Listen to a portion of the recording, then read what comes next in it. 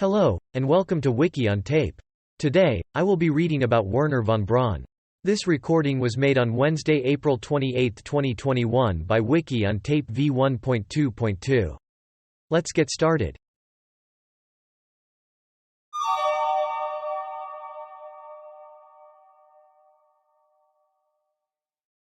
Summary. Wernher Magnus Maximilian Freiherr von Braun was a German-born American aerospace engineer and space architect. He was the leading figure in the development of rocket technology in Nazi Germany and a pioneer of rocket and space technology in the United States. While in his 20s and early 30s, von Braun worked in Nazi Germany's rocket development program. He helped design and co-develop the V-2 rocket at Peenemünde during World War II.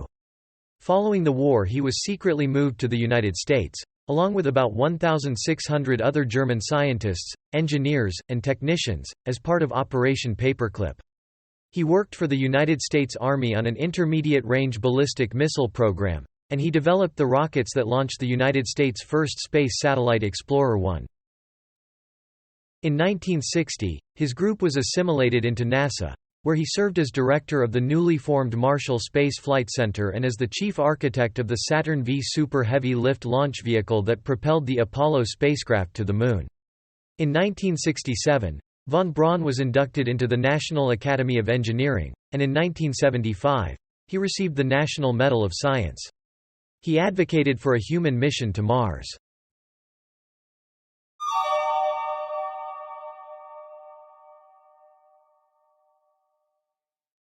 Early life and education. Wernher von Braun was born on 23 March 1912, in the small town of Würsitz in the Posen province, then the German Empire. He was the second of three sons of a noble Lutheran family. From birth he held the title of Freiherr. The German nobility's legal privileges were abolished in 1919, although noble titles could still be used as part of the family name. His father, Magnus Freiherr von Braun, was a civil servant and conservative politician. He served as Minister of Agriculture in the federal government during the Weimar Republic. His mother, Emmy von Quistorp, traced her ancestry through both parents to medieval European royalty and was a descendant of Philip III of France, Valdemar I of Denmark, Robert III of Scotland, and Edward III of England. Wernher had an older brother, the West German diplomat Sigismund von Braun, who served as Secretary of State in the Foreign Office in the 1970s, and a younger brother, also named Magnus von Braun, who was a rocket scientist and later a senior executive with Chrysler. The family moved to Berlin in 1915, where his father worked at the Ministry of the Interior. After Wernher's confirmation, his mother gave him a telescope, and he developed a passion for astronomy. Here in 1924, the 12-year-old Wernher, inspired by speed records established by Max Valier and Fritz von Opel in rocket-propelled cars, caused a major disruption in a crowded street by detonating a toy wagon to which he had attached fireworks. He was taken into custody by the local police until his father came to get him. Wernher learned to play both the cello and the piano at an early age and at one time wanted to become a composer. He took lessons from the composer Paul Hindemith. The few pieces of Wernher's youthful compositions that exist are reminiscent of Hindemith's style. He could play piano pieces of Beethoven and Bach from memory. Beginning in 1925, Wernher attended a boarding school at Ettersberg Castle near Weimar, where he did not do well in physics and mathematics. There he acquired a copy of Die Rakete zu den Planetenroman by rocket pioneer Hermann Oberth. In 1928, his parents moved him to the Hermann Lietz Internat on the East Frisian North Sea island of Spiekeroog. Space travel had always fascinated Wernher, and from then on he applied himself to physics and mathematics to pursue his interest in rocket engineering.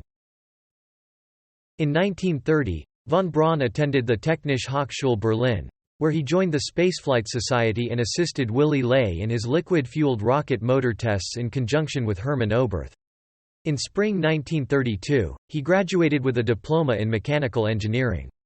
His early exposure to rocketry convinced him that the exploration of space would require far more than applications of the current engineering technology. Wanting to learn more about physics, chemistry, and astronomy, von Braun entered the Friedrich Wilhelm University of Berlin for doctoral studies and graduated with a doctorate in physics in 1934. He also studied at ETH Zurich for a term from June to October 1931. Although he worked mainly on military rockets in his later years there, space travel remained his primary interest. In 1930, von Braun attended a presentation given by Auguste Piccard. After the talk, the young student approached the famous pioneer of high-altitude balloon flight, and stated to him, "You know, I plan on traveling to the Moon at some time." Piccard is said to have responded with encouraging words.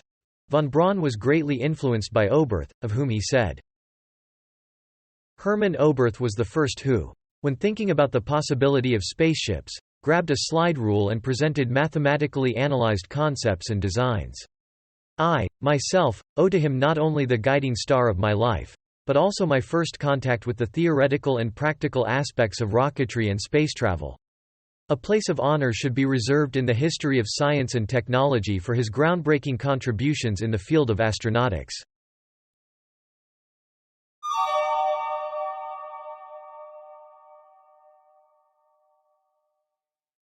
Career in Germany. According to historian Norman Davies, von Braun was able to pursue a career as a rocket scientist in Germany due to a curious oversight in the Treaty of Versailles, which did not include rocketry in its list of weapons forbidden to Germany. Nazi Party membership. Von Braun had an ambivalent and complex relationship with the Nazi Third Reich. He applied for membership of the Nazi Party on 12 November 1937, and was issued membership number 5,738,692.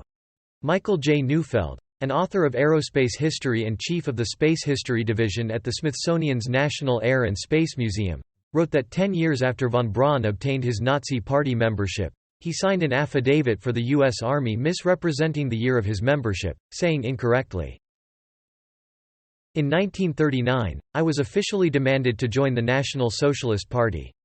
At this time I was already technical director at the Army Rocket Center at Peenemünde. The technical work carried out there had, in the meantime, attracted more and more attention in higher levels. Thus, my refusal to join the party would have meant that I would have to abandon the work of my life. Therefore, I decided to join. My membership in the party did not involve any political activity." It has not been ascertained whether von Braun's error with regard to the year was deliberate or a simple mistake. Neufeld further wrote, "Von Braun, like other Peenemünders, was assigned to the local group in Karlshagen. There is no evidence that he did more than send in his monthly dues. But he is seen in some photographs with the party's swastika pin in his lapel. It was politically useful to demonstrate his membership." Von Braun's later attitude toward the National Socialist regime of the late 1930s and early 1940s was complex.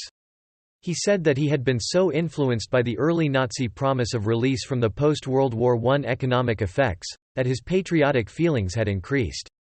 In a 1952 memoir article he admitted that, at that time, he fared relatively rather well under totalitarianism. Yet, he also wrote that, to us, Hitler was still only a pompous fool with a Charlie Chaplin mustache, and that he perceived him as another Napoleon, who was wholly without scruples, a godless man who thought himself the only god. Membership in the Allgemeine-SS. Von Braun joined the SS horseback riding school on 1 November 1933 as an SS inwarder. He left the following year. In 1940, he joined the SS and was given the rank of Untersturmführer in the Allgemeine-SS and issued membership number 185,068. In 1947, he gave the U.S. War Department this explanation. In spring 1940, one SS Standartenführer Müller from Greifswald, a bigger town in the vicinity of Peenemünde, looked me up in my office and told me that Reichsführer SS Himmler had sent him with the order to urge me to join the SS. I told him I was so busy with my rocket work that I had no time to spare for any political activity. He then told me that the SS would cost me no time at all. I would be awarded the rank of A.N. Untersturmführer, and it were, a very definite desire of Himmler that I attend his invitation to join. I asked Müller to give me some time for reflection. He agreed. Realizing that the matter was of highly political significance for the relation between the SS and the Army, I called immediately on my military superior, Dr. Dornberger. He informed me that the SS had for a long time been trying to get their finger in the pie of the rocket work. I asked him what to do. He replied on the spot that if I wanted to continue our mutual work, I had no alternative but to join. When shown a picture of himself standing behind Himmler, von Braun claimed to have worn the SS uniform only that one time, but in 2002 a former SS officer at Peenemünde told the BBC that von Braun had regularly worn the SS uniform to official meetings.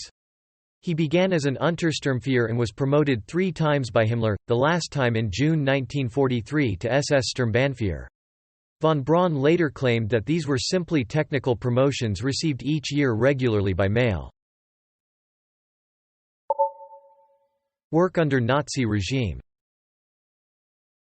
In 1933, von Braun was working on his creative doctorate when the Nazi Party came to power in a coalition government in Germany. Rocketry was almost immediately moved onto the national agenda. An artillery captain, Walter Dornberger, arranged an Ordnance Department research grant for von Braun, who then worked next to Dornberger's existing solid-fuel rocket test site at Kummersdorf. Von Braun was awarded a doctorate in physics on 27 July 1934, from the University of Berlin for a thesis entitled, About Combustion Tests. His doctoral supervisor was Erich Schumann. However, this thesis was only the public part of von Braun's work. His actual full thesis, construction, theoretical, and experimental solution to the problem of the liquid propellant rocket was kept classified by the German army, and was not published until 1960. By the end of 1934, his group had successfully launched 2 liquid fuel rockets that rose to heights of 2.2 and 3.5 kilometers. At the time, Germany was highly interested in American physicist Robert H. Goddard's research. Before 1939, German scientists occasionally contacted Goddard directly with technical questions. Von Braun used Goddard's plans from various journals and incorporated them into the building of the aggregate series of rockets. The first successful launch of an A-4 took place on 3 October 1942. The A-4 rocket would become well known as the V2. In 1963, von Braun reflected on the history of rocketry, and said of Goddard's work, "His rockets may have been rather crude by present-day standards, but they blazed the trail and incorporated many features used in our most modern rockets and space vehicles." Goddard confirmed his work was used by von Braun in 1944, shortly before the Nazis began firing V-2s at England. A V-2 crashed in Sweden and some parts were sent to an Annapolis lab where Goddard was doing research for the Navy. If this was the so-called Bakabo bomb, it had been procured by the British in exchange for Spitfires. Annapolis would have received some parts from them. Goddard is reported to have recognized components he had invented, and inferred that his brainchild had been turned into a weapon. Later, von Braun would comment, "I have very deep and sincere regret for the victims of the V-2 rockets, but there were victims on both sides. A war is a war, and when my country is at war, my duty is to help win that war." In response to Goddard's claims, von Braun said, "At no time in Germany did I or any of my associates ever see a Goddard patent." This was independently confirmed. He wrote that claims about his lifting Goddard's work were the furthest from the truth, noting that Goddard's paper, a method of reaching extreme altitudes, which was studied by von Braun and Oberth, lacked the specificity of liquid fuel experimentation with rockets. It was also confirmed that he was responsible for an estimated 20 patentable innovations related to rocketry, as well as receiving U.S. patents after the war concerning the advancement of rocketry. Documented accounts also stated he provided solutions to a host of aerospace engineering problems in the 1950s and 60s. There were no German rocket societies after the collapse of the VFR, and civilian rocket tests were forbidden by the new Nazi regime. Only military development was allowed, and to this end, a larger facility was erected at the village of Peenemünde in northern Germany on the Baltic Sea. Dornberger became the military commander at Peenemünde, with von Braun as technical director. In collaboration with the Luftwaffe, the Peenemünde group developed liquid fuel rocket engines for aircraft and jet-assisted takeoffs. They also developed the long-range A-4 ballistic missile and the supersonic Wasserfall anti-aircraft missile. On the 22nd of December 1942, Adolf Hitler ordered the production of the A-4 as a «vengeance weapon», and the Peenemünde group developed it to target London. Following von Braun's 7 July 1943 presentation of a color movie showing an A4 taking off, Hitler was so enthusiastic that he personally made von Braun a professor shortly thereafter. In Germany at this time, this was an exceptional promotion for an engineer who was only 31 years old. By that time, the British and Soviet intelligence agencies were aware of the rocket program and von Braun's team at Peenemünde, based on the intelligence provided by the Polish Underground Home Army.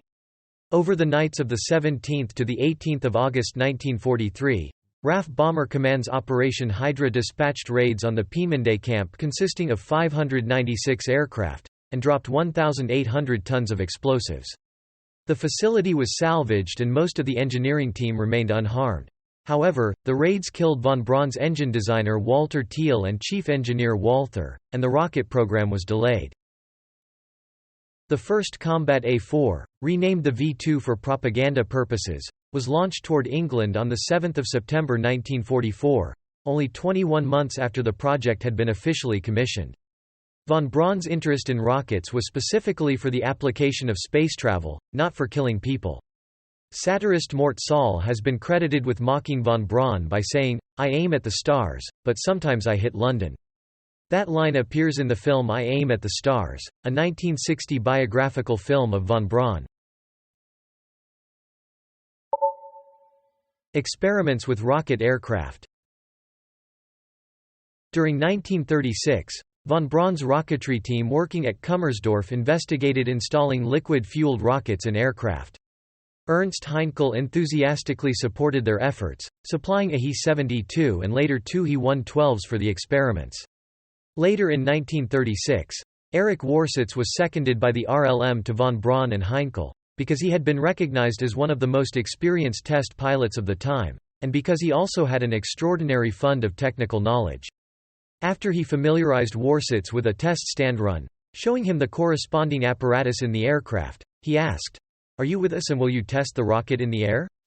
Then, Warsitz, you will be a famous man. And later we will fly to the moon, with you at the helm."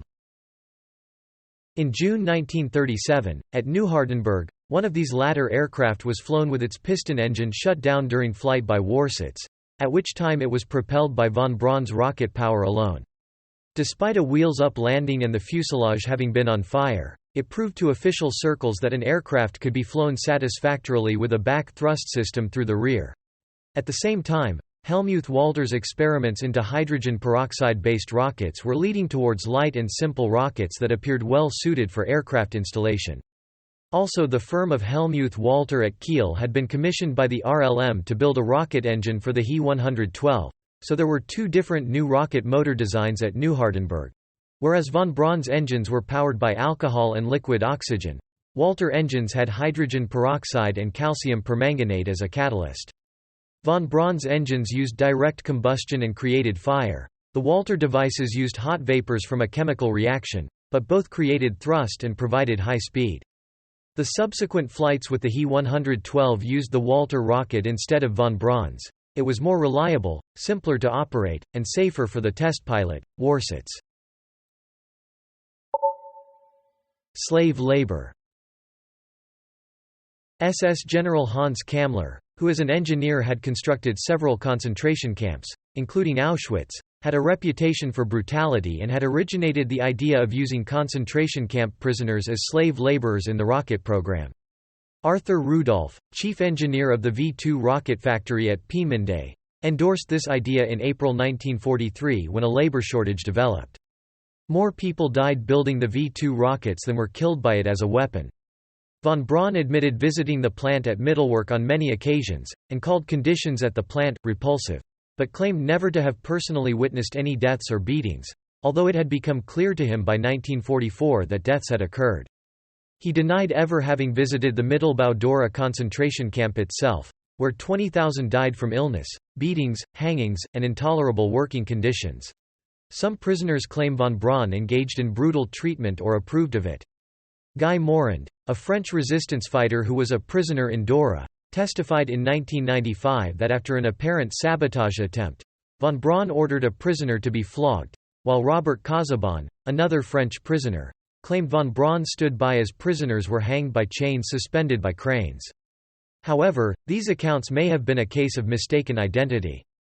Former Buchenwald inmate Adam Kabala claims that von Braun went to the concentration camp to pick slave laborers. Also, the German scientists led by Professor Wernher von Braun were aware of everything daily. As they went along the corridors, they saw the exhaustion of the inmates, their arduous work and their pain. Not one single time did Professor Wernher von Braun protest against this cruelty during his frequent stays at Dora. Even the aspect of corpses did not touch him. On a small area near the ambulance shed, inmates tortured to death by slave labor and the terror of the overseers were piling up daily. But, Professor Wernher von Braun passed them so close that he was almost touching the corpses. Von Braun later claimed that he was aware of the treatment of prisoners, but felt helpless to change the situation. Arrest and release by the Nazi regime.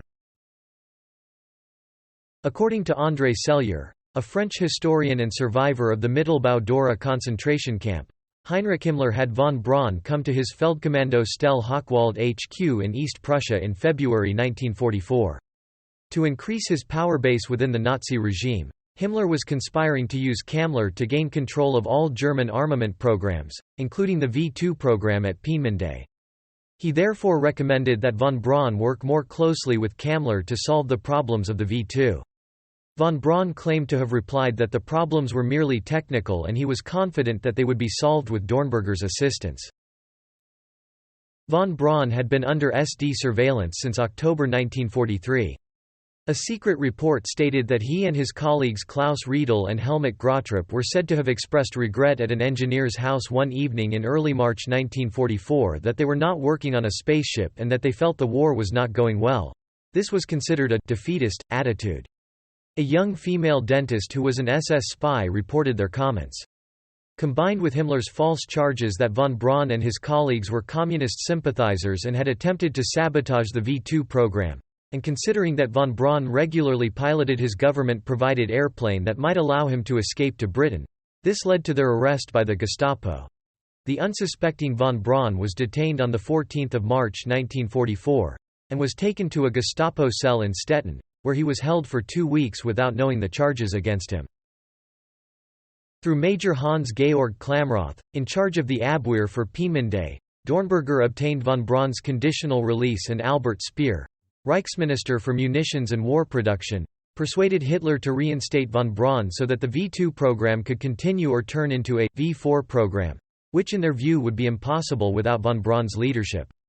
In his memoirs, Speer states Hitler had finally conceded that von Braun was to be protected from all prosecution as long as he is indispensable, difficult though the general consequences arising from the situation. Surrender to the Americans. The Soviet Army was about 160 kilometers from Peenemünde in early 1945 when von Braun assembled his planning staff and asked them to decide how and to whom they should surrender. Unwilling to go to the Soviets, von Braun and his staff decided to try to surrender to the Americans. Kammler had ordered relocation of his team to central Germany. However, a conflicting order from an army chief ordered them to join the army and fight. Deciding that Kammler's order was their best bet to defect to the Americans, von Braun fabricated documents and transported 500 of his affiliates to the area around Mittelwerk, where they resumed their work in Bleicherode and surrounding towns after the middle of February 1945. For fear of their documents being destroyed by the SS, von Braun ordered the blueprints to be hidden in an abandoned iron mine in the Harz mountain range near Goslar. The U.S. Counterintelligence Corps managed to unveil the location after lengthy interrogations of von Braun, Walter Dornberger, Bernhard Tessmann and Dieter Husel, and recovered 14 tons of V2 documents by 15 May 1945, from the British occupation zone. While on an official trip in March, von Braun suffered a complicated fracture of his left arm and shoulder in a car accident after his driver fell asleep at the wheel. His injuries were serious, but he insisted that his arm be set in a cast so he could leave the hospital. Due to this neglect of the injury, he had to be hospitalized again a month later, where his bones had to be rebroken and realigned. In early April, as the Allied forces advanced deeper into Germany, Kammler ordered the engineering team, around 450 specialists, to be moved by train into the town of Oberammergau in the Bavarian Alps, where they were closely guarded by the SS with orders to execute the team if they were about to fall into enemy hands. However, von Braun managed to convince SS Major Kummer to order the dispersal of the group into nearby villages so that they would not be an easy target for U.S. bombers.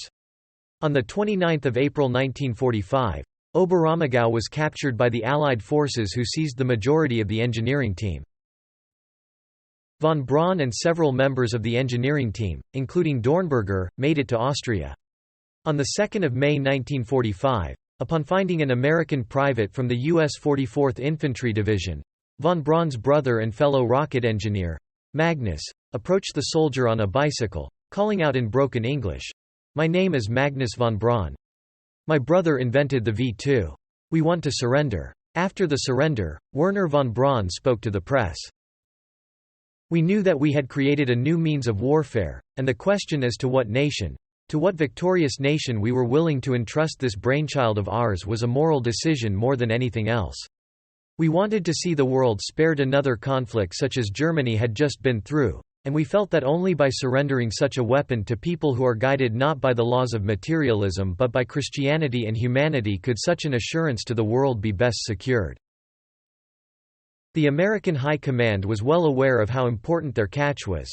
Von Braun had been at the top of the blacklist, the code name for the list of German scientists and engineers targeted for immediate interrogation by U.S. military experts.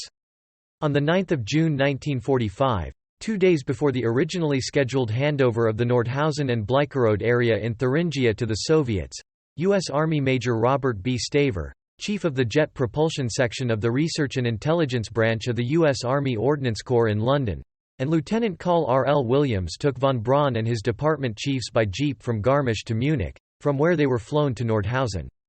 On the following days, a larger group of rocket engineers, among them Helmut Grotrup, was evacuated from Bleicherode 40 miles southwest to Witzenhausen, a small town in the American zone. The Red Army eventually took over Thuringia as part of the Soviet occupation zone after 1 July 1945, as agreed by the Yalta Conference. Von Braun was briefly detained at the «Dustbin» interrogation center at Kransberg Castle, where the elite of the Third Reich's economic, scientific and technological sectors were debriefed by U.S. and British intelligence officials. Initially, he was recruited to the U.S. under a program called Operation Overcast, subsequently known as Operation Paperclip. There is evidence, however, that British intelligence and scientists were the first to interview him in depth, eager to gain information that they knew U.S. officials would deny them. The team included the young L.S. Snell, then the leading British rocket engineer, later chief designer of Rolls-Royce Limited and inventor of the Concorde's engines. The specific information the British gleaned remained top secret, both from the Americans and from the other Allies. U.S. Army career. On 20 June 1945, U.S. Secretary of State Edward Stettinius, Jr. approved the transfer of von Braun and his specialists to the United States as one of his last acts in office. However, this was not announced to the public until 1 October 1945.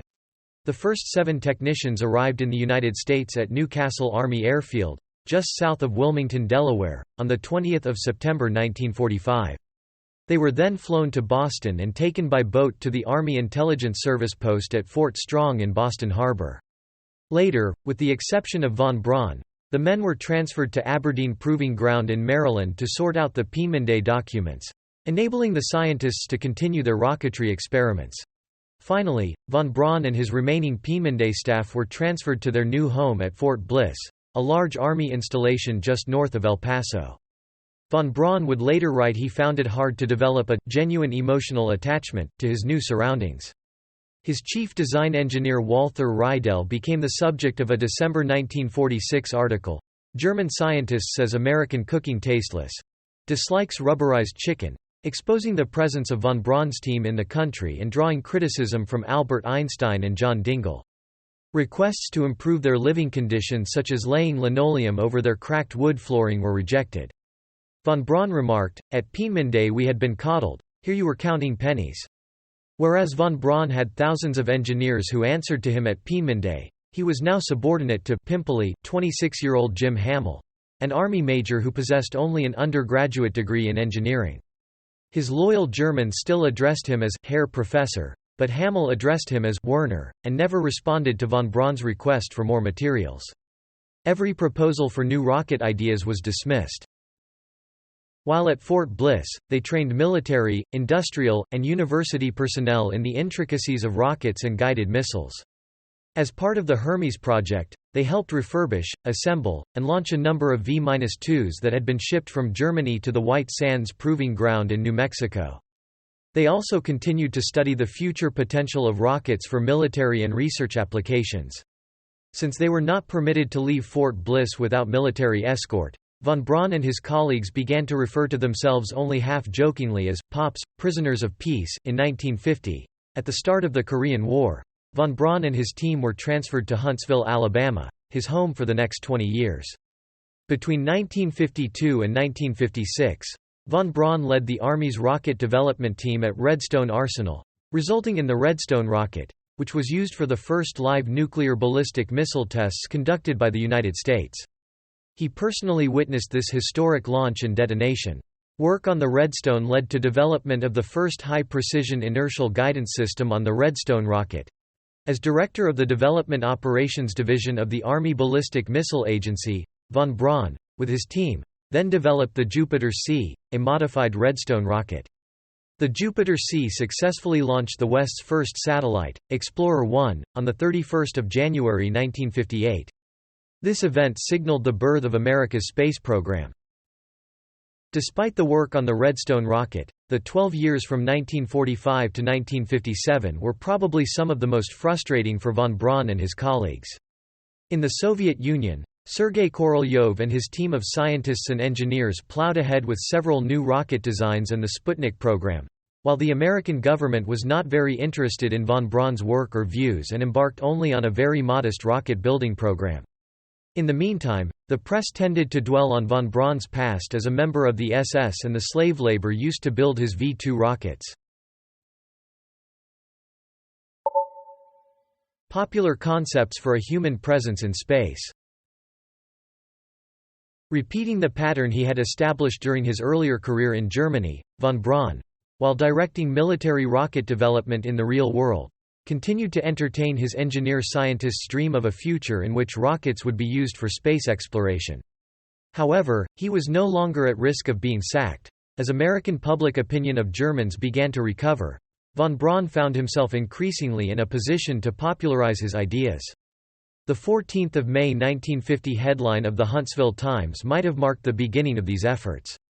Von Braun's ideas rode a publicity wave that was created by science fiction movies and stories. In 1952, von Braun first published his concept of a crewed space station in a Collier's Weekly magazine series of articles titled, "Man Will Conquer Space Soon." These articles were illustrated by the space artist Chesley Bonestell and were influential in spreading his ideas. Frequently, von Braun worked with fellow German-born space advocate and science writer Willy Ley to publish his concepts, which, unsurprisingly, were heavy on the engineering side and anticipated many technical aspects of spaceflight that later became reality. The space station would be a toroid structure, with a diameter of 250 feet. This built on the concept of a rotating wheel-shaped station introduced in 1929 by Hermann Potočnik in his book The Problem of Space Travel, The Rocket Motor. The space station would spin around a central docking nave to provide artificial gravity, and would be assembled in a 1,075-mile/hour, high-inclination Earth orbit allowing observation of essentially every point on Earth on at least a daily basis. The ultimate purpose of the space station would be to provide an assembly platform for crewed lunar expeditions. More than a decade later, the movie version of 2001, A Space Odyssey, would draw heavily on the design concept in its visualization of an orbital space station. Von Braun envisioned these expeditions as very large-scale undertakings, with a total of 50 astronauts traveling in 3 huge spacecraft, each 49 meters long and 33 meters in diameter and driven by a rectangular array of 30 rocket propulsion engines. Upon arrival, astronauts would establish a permanent lunar base in the Sinus Roris region by using the emptied cargo holds of their craft as shelters, and would explore their surroundings for 8 weeks. This would include a 400 km expedition in pressurized rovers to the crater Harpalus and the Mare Imbrium foothills. At this time, von Braun also worked out preliminary concepts for a human mission to Mars that used the space station as a staging point. His initial plans, published in the Mars Project, had envisaged a fleet of 10 spacecraft, 3 of them uncrewed and each carrying one 200-ton winged lander in addition to cargo, and 9 crew vehicles transporting a total of 70 astronauts. The engineering and astronautical parameters of this gigantic mission were thoroughly calculated. A later project was much more modest, using only one purely orbital cargo ship and 1 crewed craft. In each case, the expedition would use minimum energy Hohmann transfer orbits for its trips to Mars and back to Earth. Before technically formalizing his thoughts on human spaceflight to Mars, von Braun had written a science fiction novel on the subject, set in the year 1980. However, the manuscript was rejected by no fewer than 18 publishers. Von Braun later published small portions of this opus in magazines, to illustrate selected aspects of his Mars project popularizations. The complete manuscript, titled Project Mars: A Technical Tale, did not appear as a printed book until December 2006. In the hope that its involvement would bring about greater public interest in the future of the space program, von Braun also began working with Walt Disney and the Disney Studios as a technical director, initially for 3 television films about space exploration. The initial broadcast devoted to space exploration was Man in Space, which first went on air on 9 March 1955, drawing 40 million viewers. Later von Braun published a short booklet, condensed from episodes that had appeared in This Week magazine before, describing his updated concept of the first crewed lunar landing. The scenario included only a single and relatively small spacecraft, a winged lander with a crew of only 2 experienced pilots who had already circumnavigated the Moon on an earlier mission. The brute force direct ascent flight schedule used a rocket design with 5 sequential stages, loosely based on the Nova designs that were under discussion at this time. After a night launch from a Pacific island, the first 3 stages would bring the spacecraft to terrestrial escape velocity, with each burn creating an acceleration of 8 to 9 times standard gravity.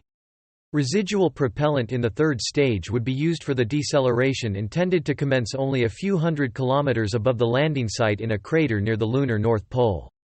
The 4th stage provided acceleration to lunar escape velocity, while the 5th stage would be responsible for a deceleration during return to the Earth to a residual speed that allows aerocapture of the spacecraft ending in a runway landing, much in the way of the Space Shuttle. One remarkable feature of this technical tale is that the engineer von Braun anticipated a medical phenomenon that would become apparent only years later. Being a veteran astronaut with no history of serious adverse reactions to weightlessness offers no protection against becoming unexpectedly and violently spacesick. Religious conversion. In the first half of his life, von Braun was a non-practicing, perfunctory, Lutheran, whose affiliation was nominal and not taken seriously. As described by Ernst Stuhlinger and Frederick I Ordway III, throughout his younger years, von Braun did not show signs of religious devotion, or even an interest in things related to the Church or to biblical teachings. In fact, he was known to his friends as a merry heathen.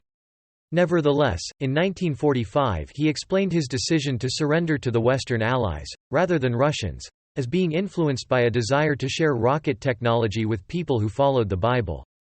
In 1946, he attended church in El Paso, Texas, and underwent a religious conversion to evangelical Christianity. In an unnamed religious magazine he stated, "One day in Fort Bliss, a neighbor called and asked if I would like to go to church with him. I accepted, because I wanted to see if the American church was just a country club as I'd been led to expect. Instead, I found a small, white frame building in the hot Texas sun on a brown grass lot. Together, these people make a live, vibrant community. This was the first time I really understood that religion was not a cathedral inherited from the past, or a quick prayer at the last minute. To be effective, a religion has to be backed up by discipline and effort." On the motives behind this conversion, Michael J. Neufeld is of the opinion that he turned to religion to pacify his own conscience, whereas University of Southampton scholar Kendrick Oliver said that von Braun was presumably moved by a desire to find a new direction for his life after the moral chaos of his service for the Third Reich. Having concluded one bad bargain with the devil, perhaps now he felt a need to have God securely at his side. Later in life, he joined an Episcopal congregation, and became increasingly religious. He publicly spoke and wrote about the complementarity of science and religion, the afterlife of the soul, and his belief in God. He stated, "Through science man strives to learn more of the mysteries of creation. Through religion he seeks to know the Creator." He was interviewed by the Assemblies of God pastor C. M. Ward, as stating, "The farther we probe into space, the greater my faith." In addition, he met privately with evangelist Billy Graham and with the pacifist leader Martin Luther King, Jr. Concepts for orbital warfare. Von Braun developed and published his space station concept during the time of the Cold War, when the U.S. government put the containment of the Soviet Union above everything else. The fact that his space station, if armed with missiles that could be easily adapted from those already available at this time, would give the United States space superiority in both orbital and orbit-to-ground warfare did not escape him. In his popular writings, von Braun elaborated on them in several of his books and articles, but he took care to qualify such military applications as particularly dreadful. This much less peaceful aspect of von Braun's drive for space has been reviewed by Michael J. Neufeld from the Space History Division of the National Air and Space Museum in Washington. NASA career. The U.S. Navy had been tasked with building a rocket to lift satellites into orbit, but the resulting Vanguard rocket launch system was unreliable.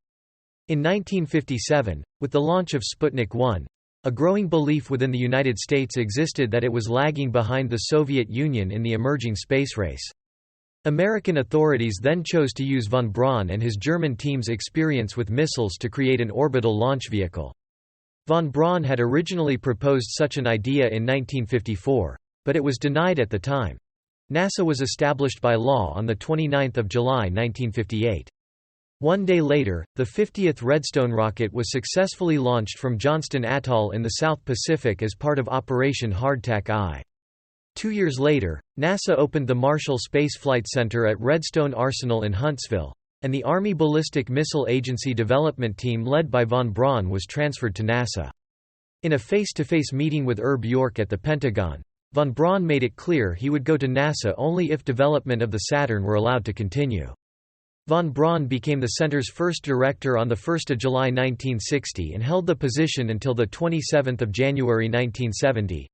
Von Braun's early years at NASA included a failed, 4-inch flight, during which the first uncrewed Mercury Redstone rocket only rose a few inches before settling back onto the launch pad.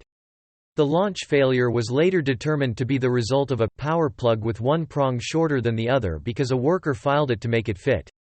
Because of the difference in the length of one prong, the launch system detected the difference in the power disconnection as a cut-off signal to the engine. The system stopped the launch, and the incident created a nadir of morale in Project Mercury. After the flight of Mercury Redstone 2 in January 1961 experienced a string of problems, von Braun insisted on one more test before the Redstone could be deemed man-rated. His overly cautious nature brought about clashes with other people involved in the program, who argued that Mr. 2's technical issues were simple and had been resolved shortly after the flight. He overruled them, so a test mission involving a Redstone on a boilerplate capsule was flown successfully in March. Von Braun's stubbornness was blamed for the inability of the U.S. to launch a crewed space mission before the Soviet Union, which ended up putting the first man in space the following month. 3 weeks later, on 5 May, von Braun's team successfully launched Alan Shepard into space. He named his Mercury Redstone 3 Freedom 7. The Marshall Center's first major program was the development of Saturn rockets to carry heavy payloads into and beyond Earth orbit. From this, the Apollo program for crewed moon flights was developed. Von Braun initially pushed for a flight engineering concept that called for an Earth orbit rendezvous technique, but in 1962, he converted to the lunar orbit rendezvous concept that was subsequently realized. During Apollo, he worked closely with former Peenemünde teammate, Kurt H. Debus, the first director of the Kennedy Space Center. His dream to help mankind set foot on the Moon became a reality on 16 July 1969, when a Marshall-developed Saturn V rocket launched the crew of Apollo 11 on its historic 8-day mission. Over the course of the program, Saturn V rockets enabled 6 teams of astronauts to reach the surface of the Moon. During the late 1960s, von Braun was instrumental in the development of the U.S. Space and Rocket Center in Huntsville. The desk from which he guided America's entry in the space race remains on display there. He also was instrumental in the launching of the Experimental Applications Technology satellite. He traveled to India and hoped that the program would be helpful for bringing a massive educational television project to help the poorest people in that country. During the local summer of 1966–67, von Braun participated in a field trip to Antarctica, organized for him and several other members of top NASA management. The goal of the field trip was to determine whether the experience gained by U.S. scientific and technological community during the exploration of Antarctic wastelands would be useful for the crewed exploration of space. Von Braun was mainly interested in management of the scientific effort on Antarctic research stations, logistics, habitation, and life support, and in using the barren Antarctic terrain like the glacial dry valleys to test the equipment that one day would be used to look for signs of life on Mars and other worlds. In an internal memo dated 16 January 1969, von Braun had confirmed to his staff that he would stay on as a center director at Huntsville to head the Apollo applications program. He referred to this time as a moment in his life when he felt the strong need to pray, stating, "I certainly prayed a lot before and during the crucial Apollo flights." A few months later, on occasion of the first moon landing, he publicly expressed his optimism that the Saturn V carrier system would continue to be developed, advocating human missions to Mars in the 1980s. Nonetheless, on 1 March 1970, von Braun and his family relocated to Washington, D.C., when he was assigned the post of NASA's Deputy Associate Administrator for Planning at NASA headquarters. After a series of conflicts associated with the truncation of the Apollo program, and facing severe budget constraints, von Braun retired from NASA on 26 May 1972. Not only had it become evident by this time that NASA and his visions for future U.S. spaceflight projects were incompatible, but also it was perhaps even more frustrating for him to see popular support for a continued presence of man in space wane dramatically once the goal to reach the Moon had been accomplished. Von Braun also developed the idea of a space camp that would train children in fields of science and space technologies, as well as help their mental development much the same way sports camps aim at improving physical development. Career after NASA. After leaving NASA, von Braun became vice president for engineering and development at the aerospace company Fairchild Industries in Germantown, Maryland, on 1 July 1972. In 1973, during a routine physical examination, von Braun was diagnosed with kidney cancer, which could not be controlled with the medical techniques available at the time. Von Braun continued his work to the extent possible, which included accepting invitations to speak at colleges and universities, as he was eager to cultivate interest in human spaceflight and rocketry, particularly his desire to encourage the next generation of aerospace engineers. Von Braun helped establish and promote the National Space Institute, a precursor of the present-day National Space Society, in 1975, and became its first president and chairman. In 1976, he became scientific consultant to Lutz Kayser, the CEO of OTR AG, and a member of the Daimler-Benz board of directors. However, his deteriorating health forced him to retire from Fairchild on 31 December 1976. When the 1975 National Medal of Science was awarded to him in early 1977, he was hospitalized, and unable to attend the White House ceremony.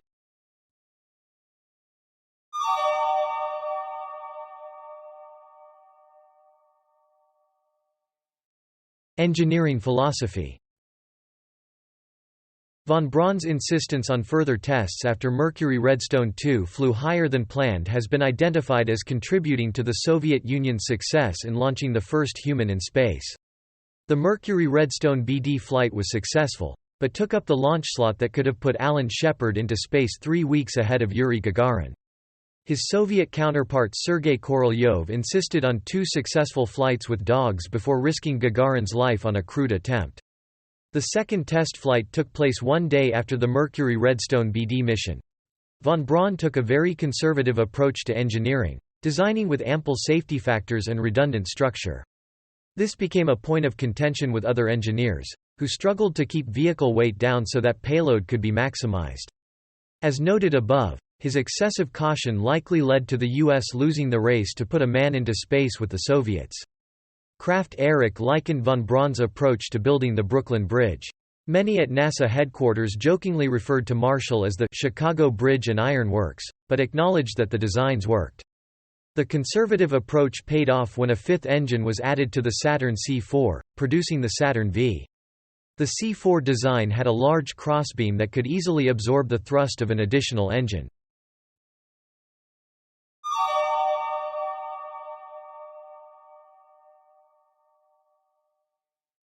Personal life. Von Braun had a charismatic personality and was known as a ladies' man. As a student in Berlin, he would often be seen in the evenings in the company of 2 girlfriends at once. He later had a succession of affairs within the secretarial and computer pool at Peenemünde. According to a 2015 book The Hidden World Part 2, von Braun had a secret relationship with another test pilot and ardent Nazi, Hannah Reich, and in 1932 the pair had a child, Alicia Weber. She also had a relationship with the already married, German-born Prince Bernhard of the Netherlands, who in turn fathered Weber's daughter, Alicia von Bielefeld. In January 1943, von Braun became engaged to Dorothy Brill, a physical education teacher in Berlin, and he sought permission to marry from the SS Race and Settlement Office. However, the engagement was broken due to his mother's opposition. Later in 1943 he had an affair with a French woman while in Paris preparing V2 launch sites in northeastern France. She was imprisoned for collaboration after the war and became destitute. During his stay at Fort Bliss, von Braun proposed marriage to Maria Louise von Quistorp, his maternal first cousin, in a letter to his father. He married her in a Lutheran church in Landshut, Bavaria on 1 March 1947, having received permission to go back to Germany and return with his bride. He was 35 and his new bride was 18. Shortly after, he became an evangelical Christian. He returned to New York on 26 March 1947, with his wife, father and mother. On 8 December 1948, the von Braun's first daughter together, Iris Corrine, was born at Fort Bliss Army Hospital. The couple had 2 more children, Margaret Cecile, born 8 May 1952, and Peter Constantine, born 2 June 1960. On 15 April 1955, von Braun became a naturalized citizen of the United States.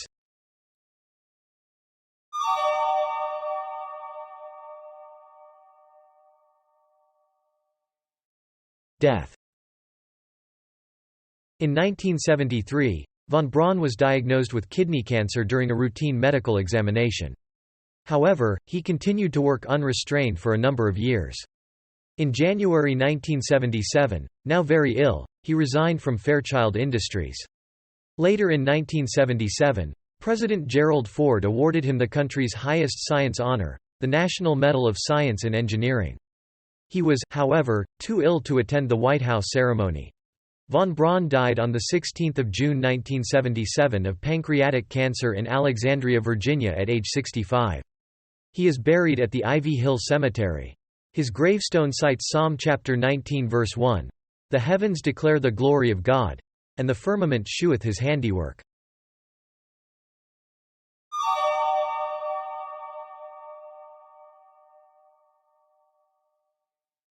Recognition and critique. Apollo program director Sam Phillips was quoted as saying that he did not think that the United States would have reached the Moon as quickly as it did without von Braun's help.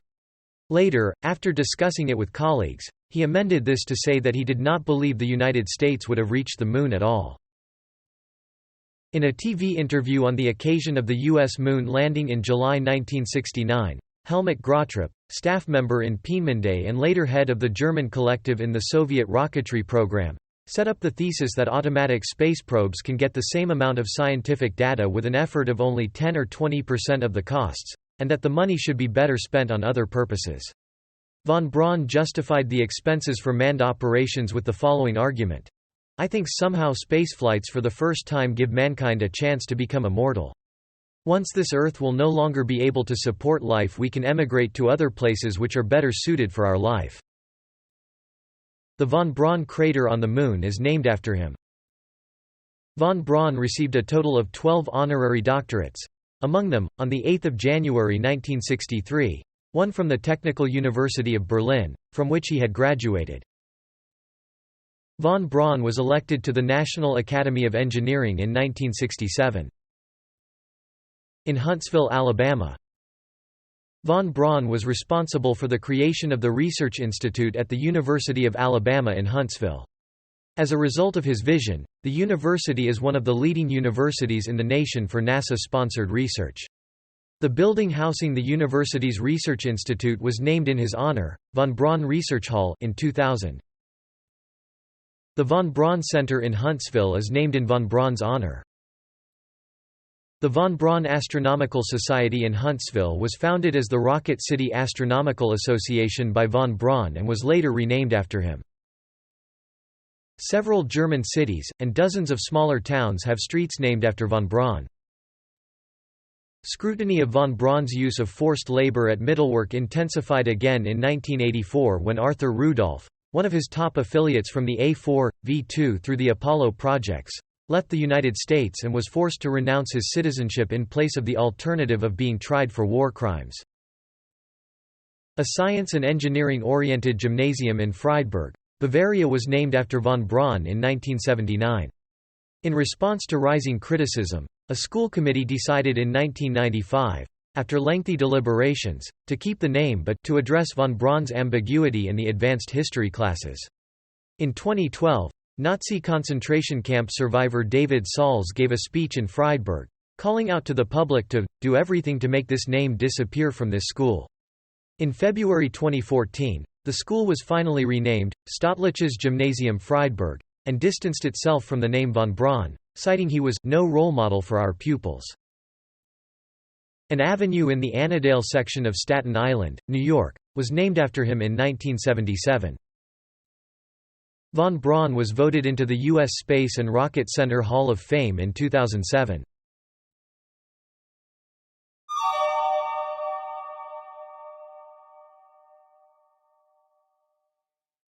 Summary of SS career. SS number 185,068. Nazi Party number 5,738,692. Dates of rank. SS in Warder, 1 November 1933. SS Man, July 1934. SS Untersturmführer, 1 May 1940. SS Obersturmführer, 9 November 1941. SS Hauptsturmführer, 9 November 1942. SS Sturmbannführer, 28 June 1943.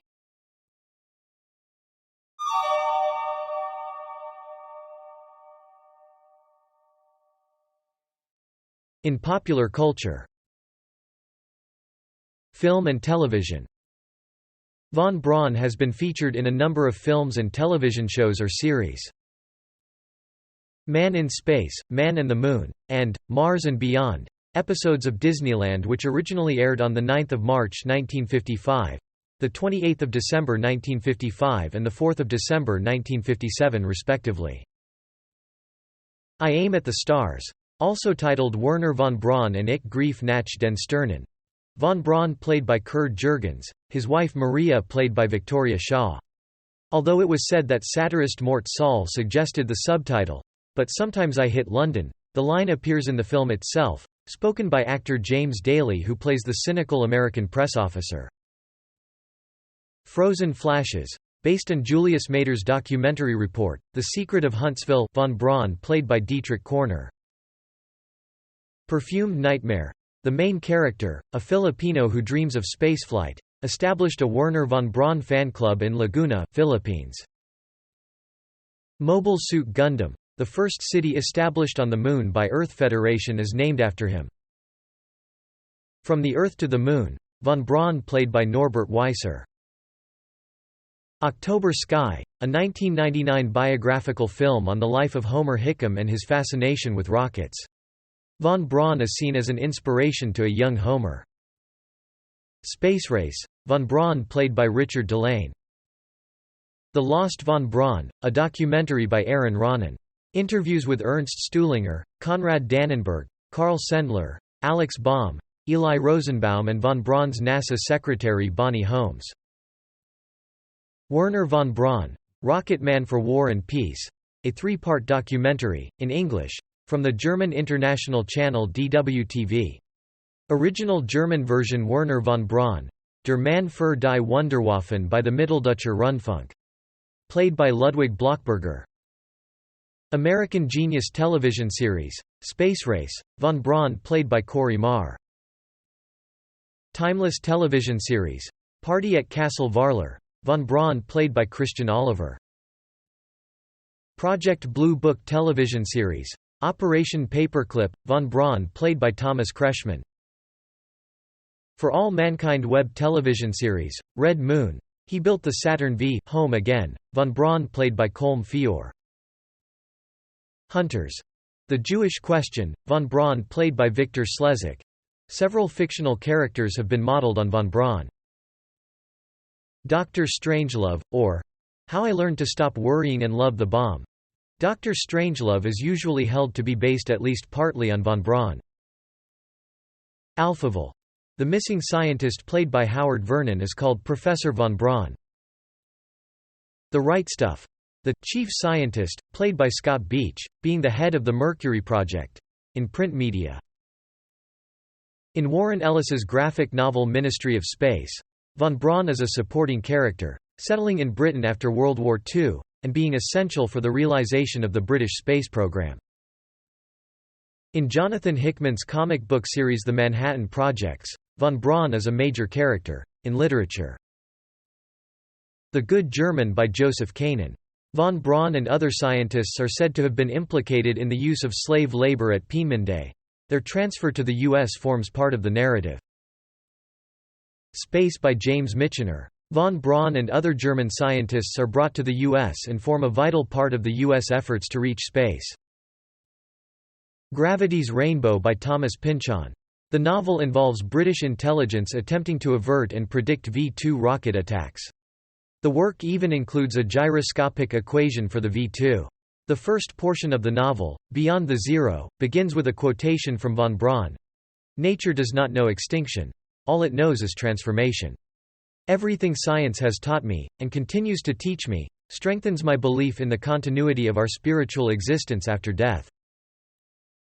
V.S. Day by Alan Steele is a 2014 alternate history novel in which the space race occurs during World War II between teams led by Robert H. Goddard and von Braun. Moonglow by Michael Chabon includes a fictionalized description of the search for and capture of von Braun by the U.S. Army, and his role in the Nazi V-2 program and subsequently in the U.S. space program, in theater. Rocket City, Alabama, a stage play by Mark Saltzman, weaves von Braun's real life with a fictional plot in which a young Jewish woman in Huntsville, Alabama becomes aware of his Nazi past and tries to inspire awareness and outrage. Von Braun is a character in the play. In music, Infinite Journey, Johann Sebastian Bach and Apollo program Rocket Sounds album by various artists including Henry Mazer, which features von Braun as a narrator. Wernher von Braun, a song written and performed by Tom Lehrer for an episode of NBC's American version of the BBC TV show That Was the Week That Was. The song was later included in Lehrer's albums That Was the Year That Was and The Remains of Tom Lehrer. It was a satire on what some saw as von Braun's cavalier attitude toward the consequences of his work in Nazi Germany. The Last Days of Pompeii, a rock opera by Grant Hart's post-Husker Du alternative rock group Nova Mob, in which von Braun features as a character. The album includes a song called, Wernher von Braun.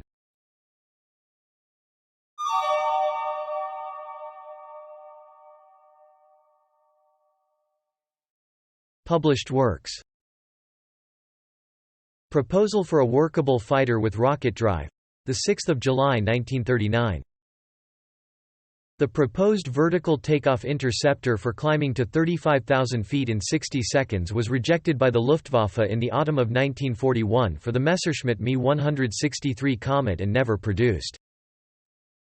Survey of previous liquid rocket development in Germany and future prospects. May 1945. A minimum satellite vehicle based on components available from developments of the Army Ordnance Corps. 15 September 1954. It would be a blow to U.S. prestige if we did not launch a satellite first. The Mars Project, Urbana, University of Illinois Press. With Henry J. White, translator. Arthur C. Clarke, ed. German Rocketry, The Coming of the Space Age. New York. Meredith Press. First Men to the Moon, Holt, Reinhardt and Winston, New York. Portions of work first appeared in This Week magazine. Daily Journals of Wernher von Braun, May 1958 to March 1970. March 1970. History of Rocketry and Space Travel, New York, Crowell. With Frederick I Ordway III. Estate of Wernher von Braun. Ordway III, Frederick I and Dueling, David Jr., 1975. Space Travel. A History. New York. Harper & Row. ISBN 978-0-06-181898-1. The Rocket's Red Glare, Garden City, New York. Anchor Press. With Frederick I Ordway III. Project Mars. A Technical Tale, Apogee Books, Toronto. A previously unpublished science fiction story by von Braun. Accompanied by paintings from Chesley Bonestell and von Braun's own technical papers on the proposed project. Wilhite, Irene E. The Voice of Dr. Wernher von Braun, an anthology. Apogee Books Space Series. Collector's Guide Publishing. ISBN 978-1894959643. A collection of speeches delivered by von Braun over the course of his career. Thanks for listening to Wiki on Tape. I hope you drop by again sometime. Goodbye.